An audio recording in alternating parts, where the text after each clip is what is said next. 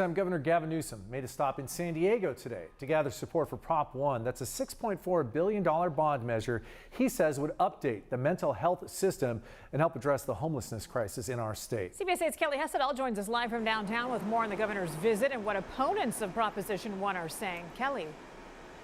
That's right, and Governor Newsom was joined by several local leaders, including Mayor Todd Gloria, who are urging voters to vote yes on Prop 1. Here's some of what we heard.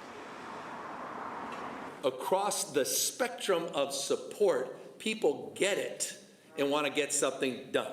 They want to be bold. They want to scale the solutions. They don't want to talk about this problem anymore. They want to see progress, and that's what we're promoting. That's the opportunity that presents itself. Last year, 50,000 911 calls came into the city of San Diego for mental health emergencies.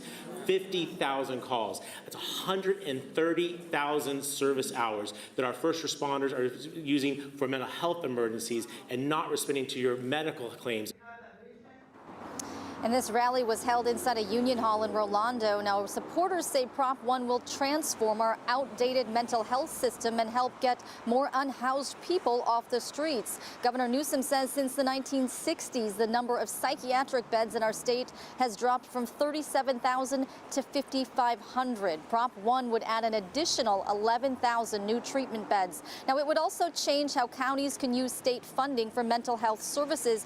And that's where some local leaders say there could be problems, that the state will have more control over how money is spent, and they fear some programs helping this vulnerable population could lose funding. County Supervisor Jim Desmond says this measure is too expensive with no guarantees it will fix anything. The ACLU says the reality is it will only help a very small percentage of the unhoused population. Here's Desmond first.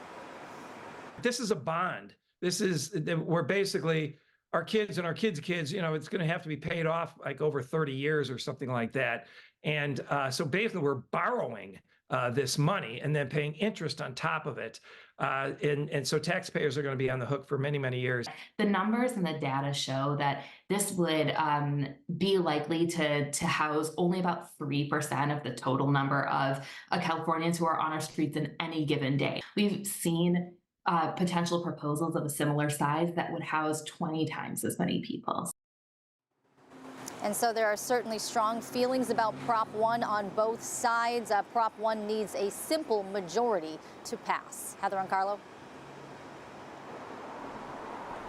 Kelly, at a time, though, when many people are struggling to try and make ends meet, our state is facing a budget deficit of anywhere to $38 all the way to $58 million, depending on who you ask. Did the governor address that at all today when talking about this measure? Yeah, and the governor was asked about this $6 billion bond and how expensive it is. But he reminded everyone again, this is a bond. This is not increasing your taxes. This is not a property tax. This is something that would be paid out over several years. As for the budget deficit, he says he presented his budget, and now the legislature has until mid-June to pass it. It's a big price tag. They hope it addresses a big problem. We'll see how this moves forward over the course of the year. Kelly Hessedall reporting live for us. Thanks, Kelly. Okay, what